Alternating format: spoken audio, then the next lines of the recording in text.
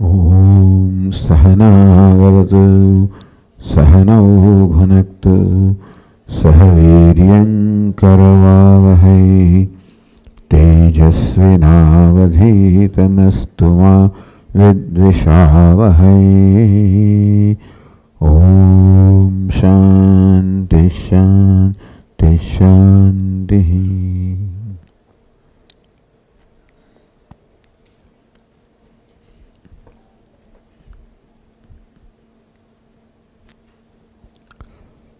Upanishads teach that what is the most important thing in my life, what is most important for me is myself. I am the most important one for me. What matters is my happiness, and whatever I do is for the sake of my happiness. If this simple thing is understood, that I think we can stop this distribution of water.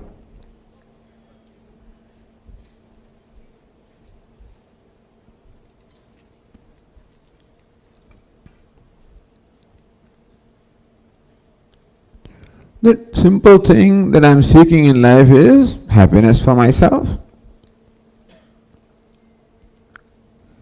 And second thing to understand is, when am I happy? Usually that is not clear. We think that we are happy when we get something we want. We are happy when we experience something that is desirable to us. Meaning that we usually associate happiness with something other than ourselves, and we have concluded that happiness comes from somewhere else, from something desirable, something that I want.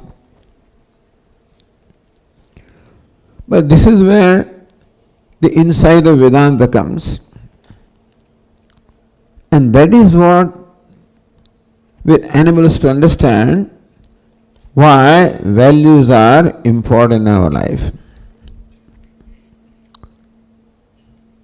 That it is true that there are many things that seem to make me happy, whatever I call desirable, that is wealth, fame, power, desirable company, people whom I love, all of those things are thought to be the source of happiness. But what happens to me when I am happy? Because out there keeps on changing. Today this thing makes me happy, tomorrow something else makes me happy. What makes me happy keeps changing. But what happens to me within myself when I am happy? Next time when you observe this, you'll find that you are happy when you are happy with yourself. I don't think that I'm happy because I'm happy with the movie, happy with my vehicle, happy with something else. But in fact, whatever I consider as a means of happiness creates in me a sense that I am happy with myself. Meaning that we are happy whenever we feel that I am happy with myself. If that does not happen, even if a desirable thing, I'm looking forward to something and then I experience that, if that does not create in me a sense of satisfaction with me, then that fails to make me happy. There is no guarantee. no consistency as to what will make me happy. But in every experience of happiness, there is satisfaction with myself. Meaning that I am happy when I am satisfied with myself. When I am accepting of myself. When there is self-acceptance, self-satisfaction, self-respect, this is when there is happiness. When the self-satisfaction is not there, self-acceptance is not there, there cannot be happiness. That is when there is unhappiness. So when am I happy? When there is acceptance and satisfaction with myself. When am I unhappy? When there is no self-acceptance or self-satisfaction. Simple definitions of happiness and unhappiness. If you understand this, that I am the source of happiness and I am the source of unhappiness. No, Swamiji, a movie makes me happy, my WhatsApp makes me happy, this is happy. They all become incidental in creating a self-satisfaction. They all become means, occasions, instruments to create in me a sense of self-acceptance, self-satisfaction. And all unhappiness comes when I am not happy with myself, I am not accepting myself, when I am rejecting myself. All mental things happen because of self-rejection. All sadness and depression is a result of what? Self-non-acceptance, self-rejection, self-condemnation. So understand that what makes me unhappy when I do not accept myself, when I reject myself, when I condemn myself. When I am happy, when I accept myself, when I am satisfied with myself. But Swami, then all right, fine. Thank you for telling us. Now I have decided I will be happy, satisfied with myself. Then I will always be happy. Unfortunately, satisfaction does not come because you decide. Satisfaction has to happen. Satisfaction should arise from myself, then only I can be happy. What can I do? I can create within me conditions where satisfaction arises. You follow? So what should I do? That satisfaction within me arises, and what should I avoid? So that dissatisfaction does not arise. You follow? Simple thing is this. These are the fundamental things about happiness in life. So life is meant for being happy or successful. And education plays an important role in creating happiness and success in life. It should. After all, what we are seeking in life is that. So now if success is the goal of life which everybody accepts, this success has two dimensions. One is an intellectual dimension, other is an emotional dimension. So what the university and school and college education provides is very important. They provide us with one aspect of success, which is the intellectual growth and intellectual achievement, by which I can create wealth, I can get name, fame, power. All of these are the skills and abilities that the education provides at the intellectual level. But at the start of whatever they are, all of these are intellectual activity, understand? Doing business, all of that, and this is what I am trained in the universities. So intellectual achievements, material achievements are a very important thing in life. Even Vedanta should not say wealth is not important. Wealth is important. Name and fame is important. Power is important. We'll accept it. Relations are important. Friends are important. Family is important. All of them are important. And all of these we can accomplish or achieve by the intellectual development and skills that we get from the education institutes. The second aspect of success or happiness is emotional aspect. Again, remembering my teacher, what he used to call emotional maturity. We require intellectual maturity, what we call IQ. We also require the EQ or the emotional quotient or emotional maturity. That is a very important component of success or happiness. Let me give you a simple example. That because I am a successful person, a wealthy person, I can have for dinner excellent meal. I am sitting in air-conditioned dining hall. Everything is wonderful. And food is what I love. The dishes are prepared, something that I love. Someone, very close to me is also accompanying me. All of these things are there to make me happy. So at that time, some conversation happens and something is said to me and my feelings are hurt. I am angry. So, would that food be able to make me happy? I can have all the, understand, food is important to me for enjoyment, and all the external things are important for me, which called means of happiness are important to me. But what is important, required also is the capacity to enjoy what I am given, understand? So what I am given is what I have to create, for which I require abilities. But secondly, what is important is the capacity to enjoy what I have.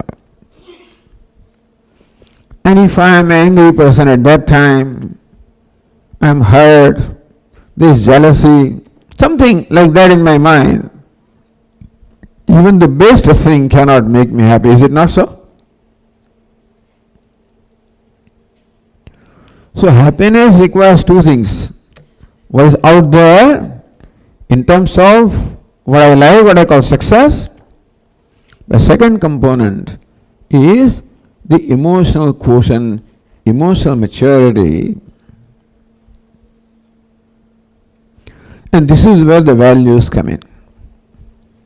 So why says importance of values in human life. That is our topic here in the first session. What is the importance of values in the human life?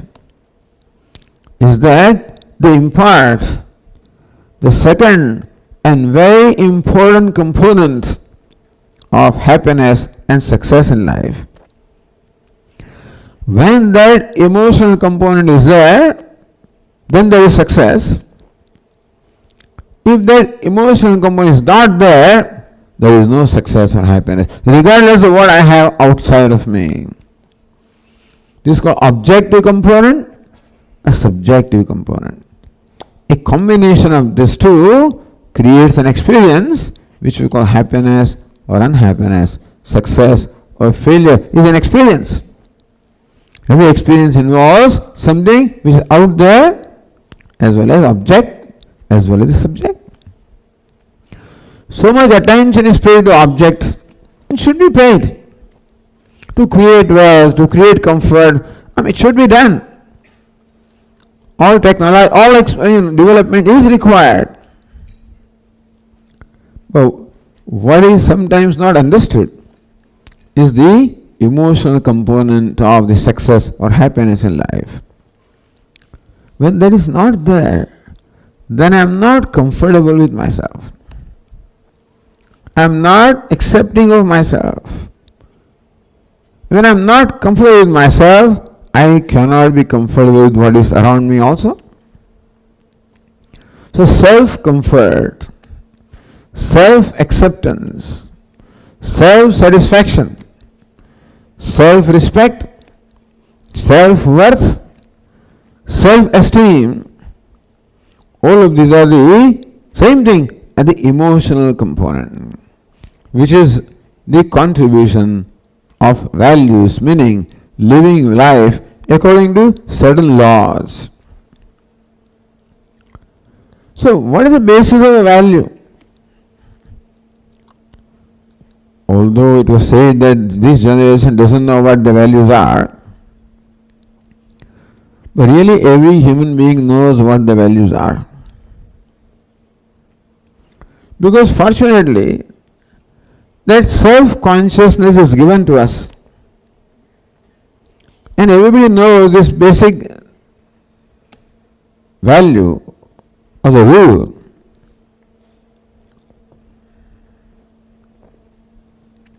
That I should not do unto others what I do not want them to do to me. This is a very famous statement, is it not so? I should not do unto others what I do not want them to do to me. And by corollary, I should do to others what I want them to do to me. Now, this is known to everybody. No human being can be born with this without this consciousness that I want you to be good to me, but I did not know that you wanted me to be good to you. I didn't know. I expect others to be kind to me, to be truthful to me, to be compassionate to me, forgive me. I do not want others to punish me, lie to me, cheat me, isn't it? Is there an exception? Yes, Swamiji, this fellow doesn't mind if he is being cheated. Is there somebody who doesn't mind being cheated? Doesn't mind being hurt? Cannot be. Similarly, who will not be happy when some others are kind to him, compassionate to him, forgiving to them? Who will not be? Is there somebody who is, I don't mind, Swami, if you are not kind. I don't mind if you are cruel to me. I don't think there can be anybody. Whether educated, see, this doesn't require any education, understand. We are born with this consciousness. This is a very important thing. It is very important to understand that we are born with this consciousness. That I know what I expect from others. I am very clear about how others should treat me. That they should be kind to me. They should forgive me. They should be honest to me. I am very clear. I am also clear of what they should not do to me. They should not hurt me. They should not cheat me.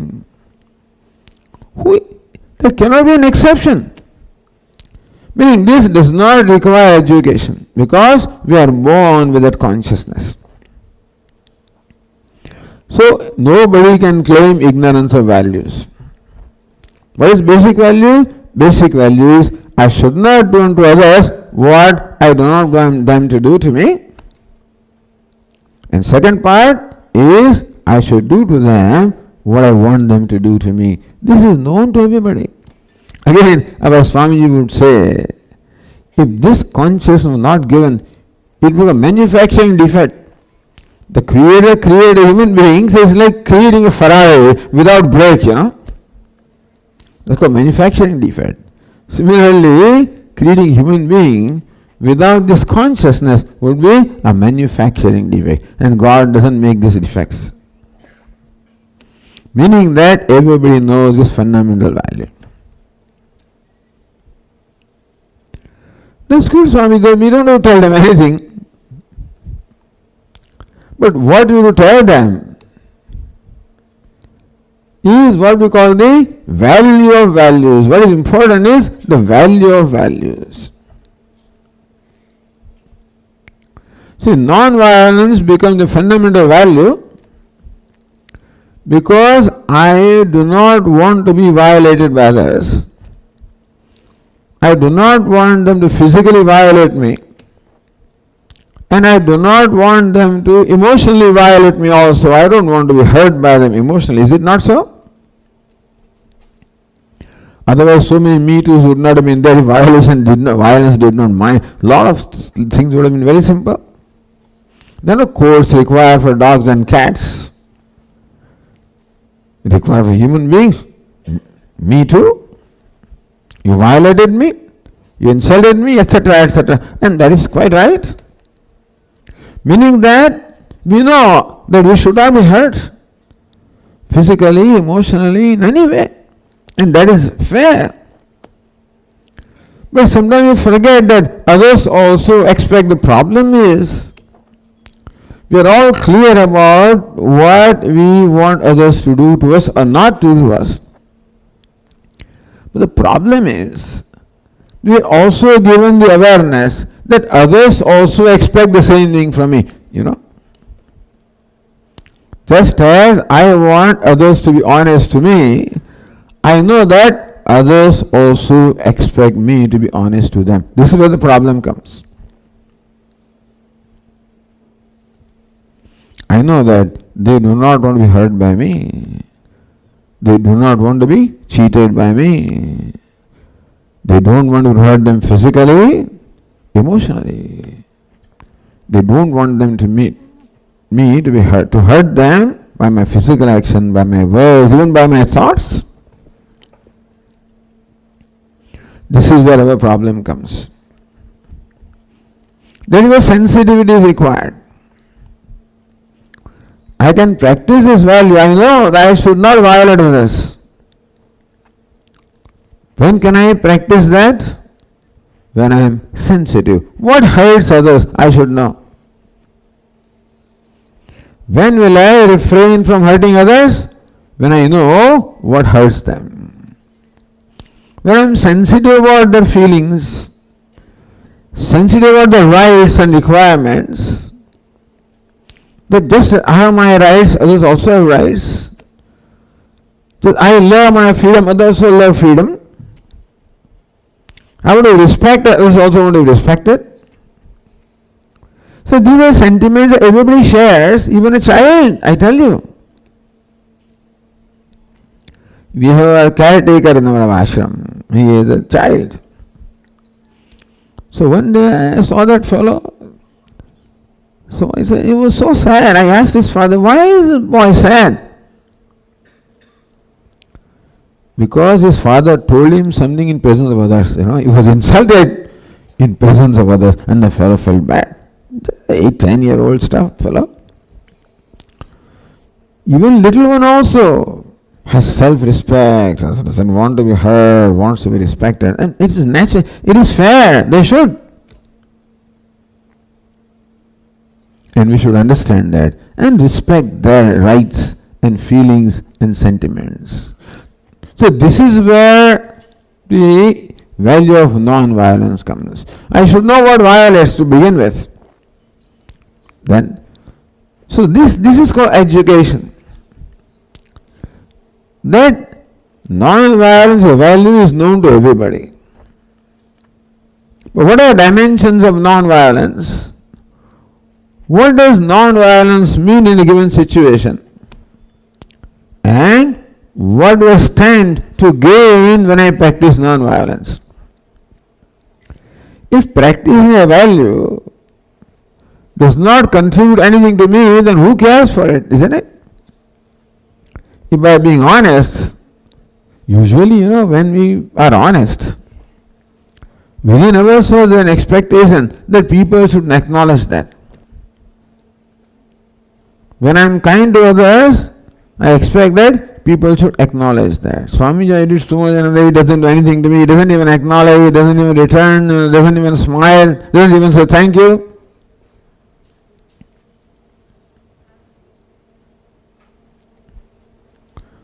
So, this self-awareness is there all the time.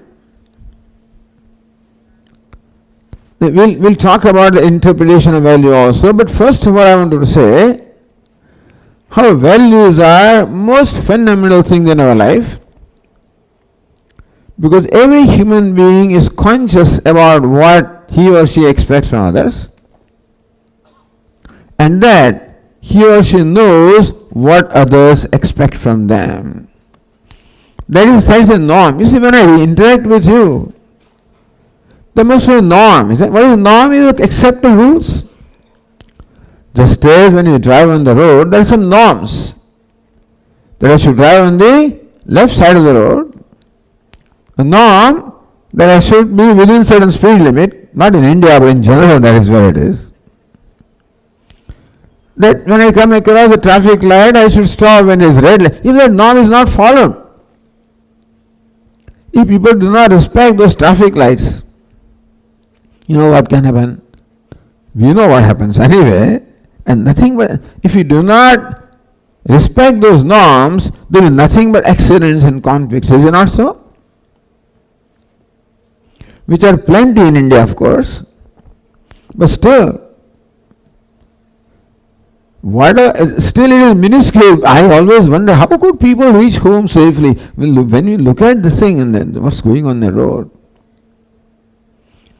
And I also realize, when you particularly visit other countries and then come back here and you see the chaos, you wonder. Somebody said that it shows that there is God, because otherwise this could not work. But the point is that, let's say, people follow some norms, otherwise there will be no safety on the road. That's what I mean by norms. Thus in every interaction there should be some norms, when there will be harmony. And there is happiness when there is harmony. So values are called norms. That I should do to you what I want you to do me. I should not do to you what I do not want you to do to me. That becomes a norm. And if both of us then interact with that norm, there will be harmony. There will be happiness. So thus, what is important is not just knowing what the value is, which we know generally, and we can always elaborate them and make more clear. But what is important is the value of values. What does this value, what does being an honest person does to me? Swami doesn't do anything to you. What honesty does to you is, you finish last. That's what honesty does. Is it not so? Usually, Swamiji, you cannot be successful these days unless you violate, unless you compromise, Swamiji. You can't be successful unless you compromise. Honest people finish last. No, our conclusion is this, that unless you are dishonest, Swamiji, there is no way that you can be successful. Unfortunately, youngsters also have drawn this conclusion. What they look around, what they find? Anywhere you see, unfortunately, what lesson you get is that people who have always succeeded, supposedly, have compromised a lot of things, and therefore, compromising values is the means of becoming successful. And if you follow values, you are a stupid fellow. You don't know. You are not practical, Swami. What you are talking is not practical. Thus, it seems to be a conclusion that practicing value not only does not contribute anything to life, but practicing value, in fact, is a disadvantage in our life. That being honest is a disadvantage in life. Being a simple person is a disadvantage in life. Being sensitive to others' needs and feelings is a disadvantage in life. People don't care, Swami. They assert. To be successful, you have to assert. This is what I was taught when I was out in the world. When I went to Vedanta, I realized that what all I learned in the world was just contrary to what it should have been. So only when I was exposed to this teaching, I realized what really should be the norms and values. And what the world teaches is totally opposite. You go to school of management, there's nobody from management here anyway. But they simply tell you, you have to assert yourself. You must make sure that you win the argument by hook or crook. So asserting yourself, asserting your ego, that seems to be means of being successful in business. So these are the kind of things that we are taught. So not only we are taught the right values, we are in fact taught the wrong values also. So that is why understanding values and the value of values, how important values are. But Swamiji, you tell me, what does honesty give me? Is it going to give me some more money? Shall I get promotion? Shall I get a job? Will I earn more money? I don't know. Maybe not.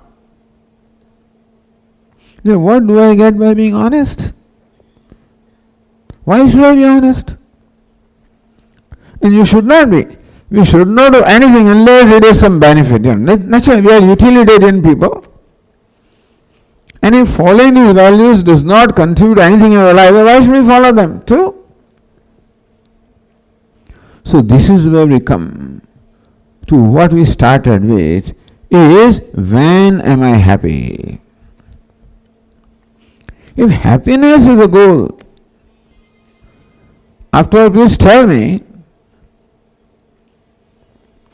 that wealth and fame and power are very desirable and they are generally looked upon as the means of success. But let me ask you a simple question. Right now there is all this game going of power, fame. So do you want power or money or fame for the sake of money or fame? Does a person want wealth or power or fame simply for wealth or power? Or for what? For myself, is it not so? Is it not that I want wealth because so that I will be happy? Is it not so? Suppose somebody told me, Swamiji, here is a crore. Those days, this was in the earlier days, in late 80s and 90s, they used to talk of suitcases. You know what is suitcase? I'm sure you know. Suitcase or pass in parliament, stuff like that, you know.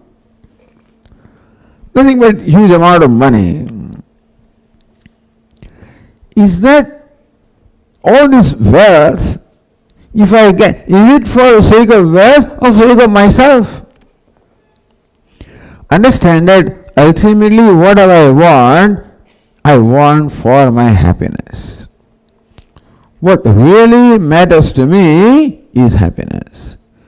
And I want fame or power hoping that will make me happy. This person went for an interview in a very famous bank as a general manager, a very big post. To selection committee, there was an interview, and one of the senior interviewers say to this candidate that you are selected. But let me tell you this thing, whoever has assumed this post in the past have had heart attack in 1.5 years. Whoever has accepted this post have had heart attack in less than 2 years. Take this position. This is, I don't want it. Meaning that, would you want something if it did not contribute to your happiness? Maybe that is, you know, thought about it. But understand that we want something with the hope that I'll be happy by acquiring that. Is it not so? Meaning that it is for the sake of happiness that I want anything. What I want behind everything is happiness. And when am I happy? When I'm comfortable with myself, accepting of myself, when I respect myself. This is an important thing to understand. When am I happy? We have taken for granted that we are happy when we get what we want. That is another aspect. When I get what I want, what happens within me is a self-satisfaction, self-acceptance. If that does not happen, then that thing fails to make me happy. Is there a guarantee that just because you get what you want, you'll be happy? No. Swami, very often after getting that, we find, no, Swami, this time I didn't like it, I didn't care for it. Because the inner thing did not happen. The outer thing was there, the inner thing does not happen. In that case, that is not successful. So it is what is then? The role of values in our life is to provide the subjective aspect of happiness or success. And that is creating a sense of self-acceptance, self-satisfaction or self-worth. How does it do it, Swami? By being honest, how does it create self-respect? By being truthful, how does it make me happy with myself? Now then you have to go to a more fundamental thing. That what is the nature of self? Truthfulness is the nature of self. They call it Satyam. Satyam means truthfulness. That is my nature. Why are these values taught to us? Why are we told to be honest, truthful, non-violent, kind, compassionate? Why are these values? Because basically they are the nature of myself. Meaning that when I am truthful, then I am in harmony with myself. And when I violate the truth, then I am violating myself. Understand this. When I am kind, I am in harmony with myself, so I feel happy with myself. When I am cruel, I am in contradiction to my own nature, and therefore there is a conflict in me. Do you ever feel guilty? Do you feel guilty sometimes? Well, I feel. Is there something called guilt? Is there something called guilt in our life? No? Never experienced that?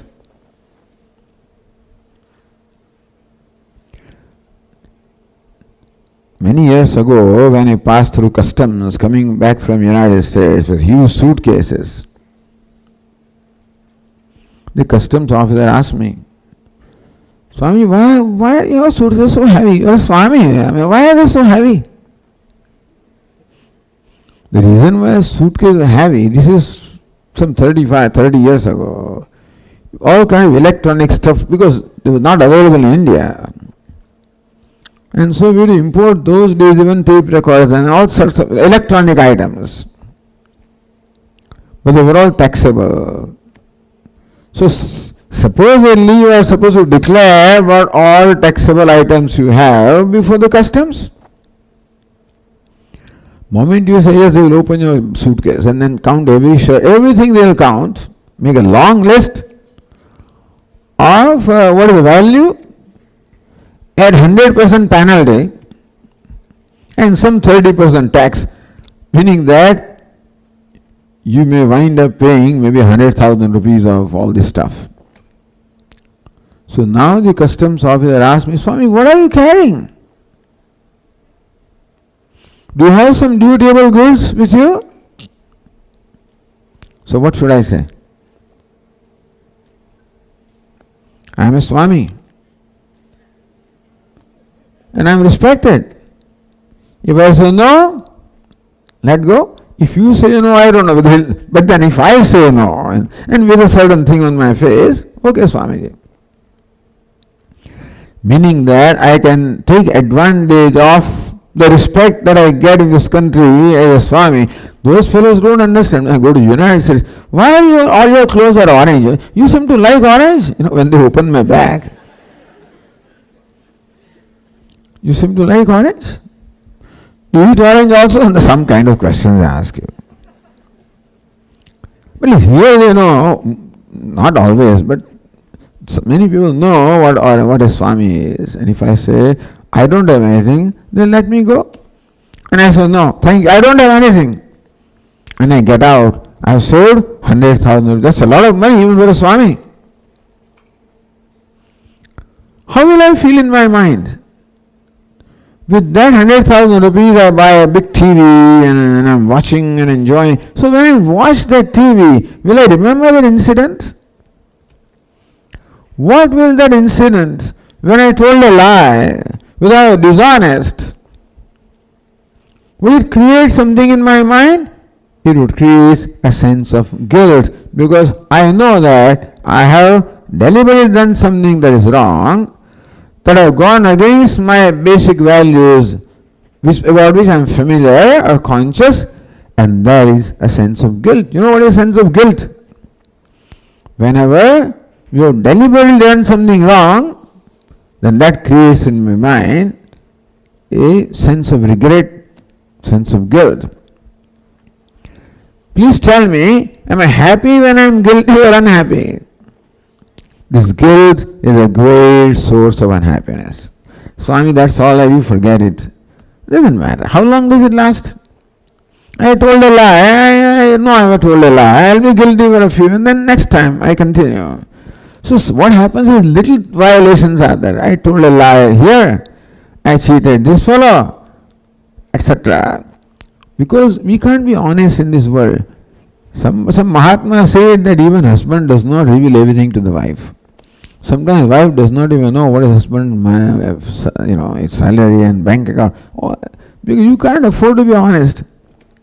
Swami, you can't afford to be honest. And so you have to tell white lies or whatever kind of things.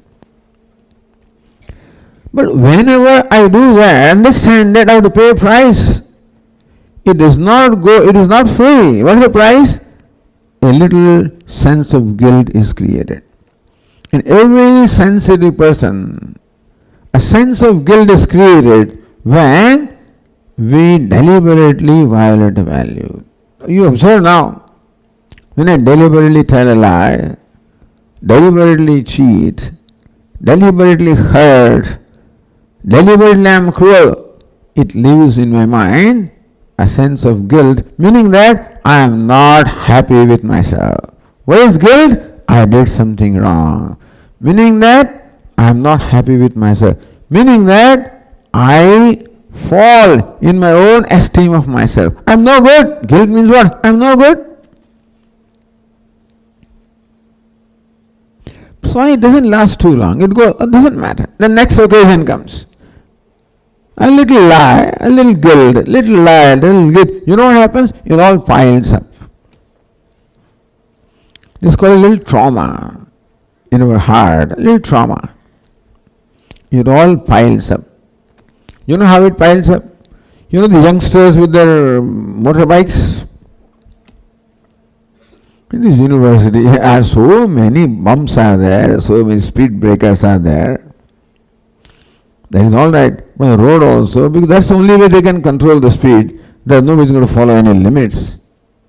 But who cares for these bumps? Who cares for speed breakers? Youngsters don't care. They have a big, huge bike. You just drive.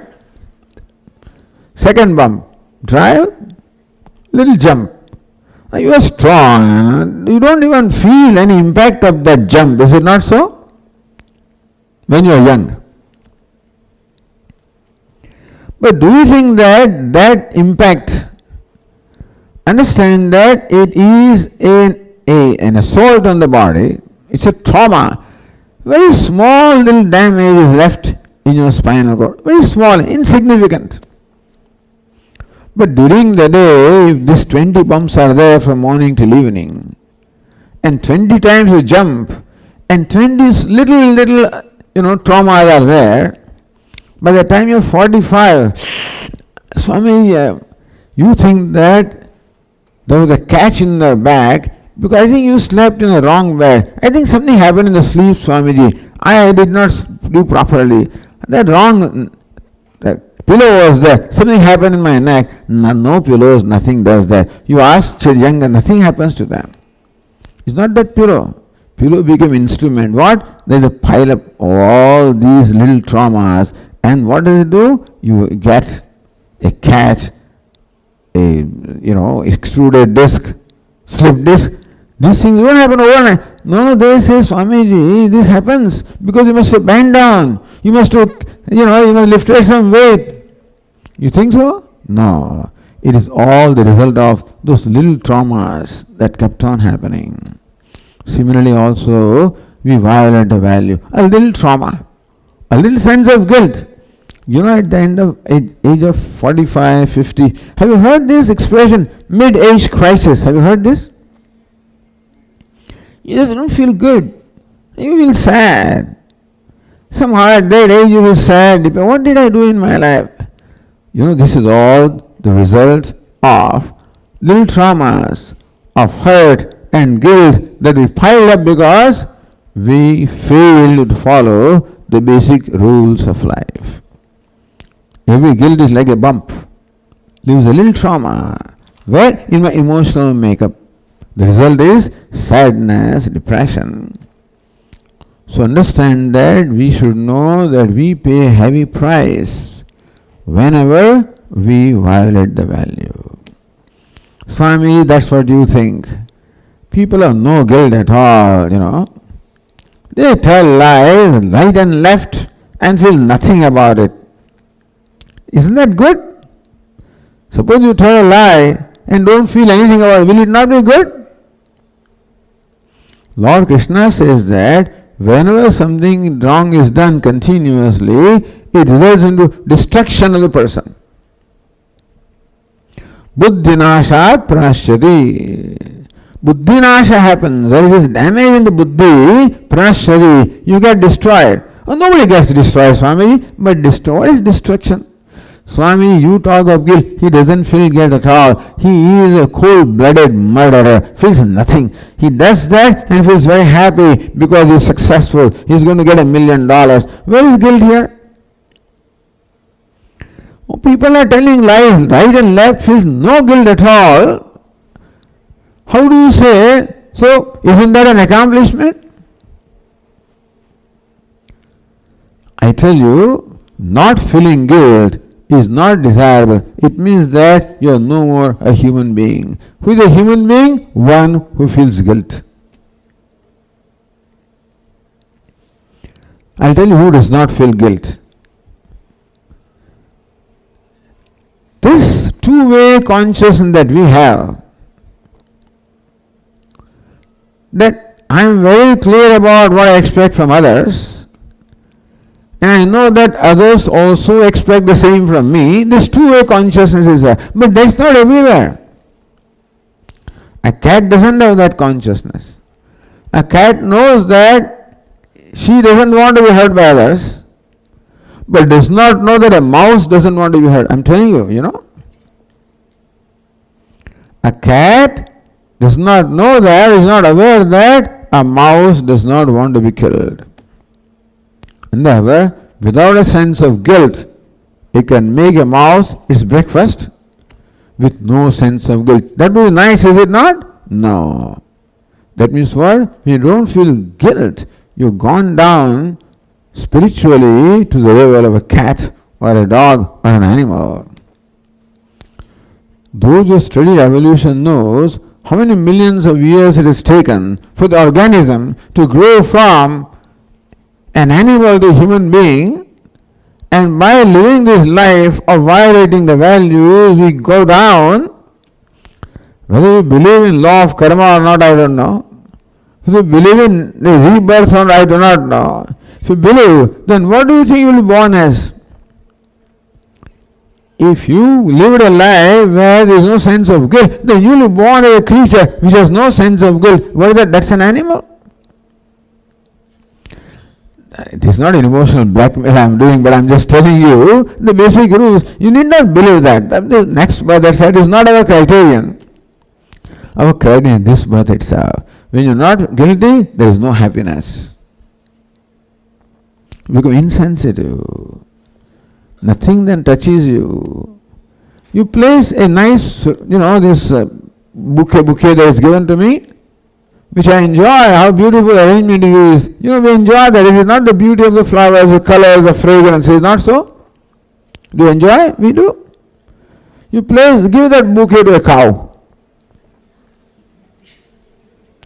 What will a cow do? At the most, will eat it up. Does it have any sense of the beauty of the colors and, does it have? No? Why? Because it is not evolved to a point where it can enjoy. We have evolved in our sensitivity when we can enjoy. Now, when we live a life which is contrary to basic value, what do? We lose our sensitivity. Lose the capacity to enjoy things of life. That's how all kinds of vices come.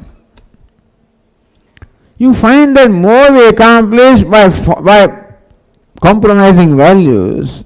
We think that we are very smart, but you have to go there whether we need something in the evening. You feel so depressed, feel so bad about your service guilt that you need some help outside. What help? So that you cannot face your own mind. More conflict is created, more difficulty I have with my own mind, I just cannot face. Then I need all kinds of distraction.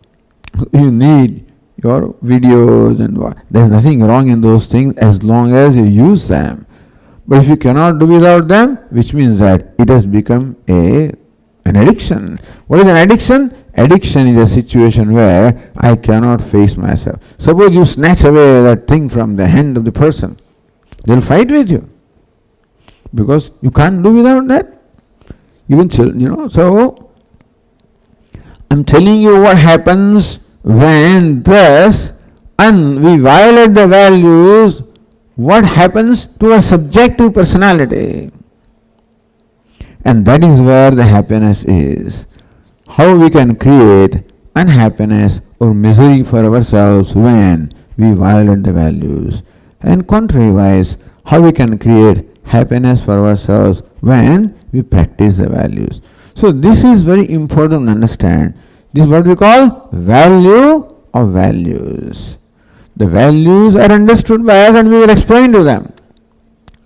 But what is important is to understand the value of values. And this is what we have to communicate to the students.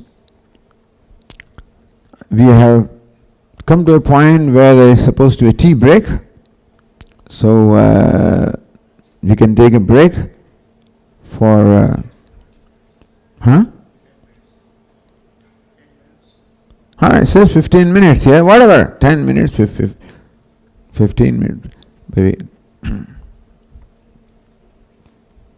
If you want a break, I guess, yeah, go ahead.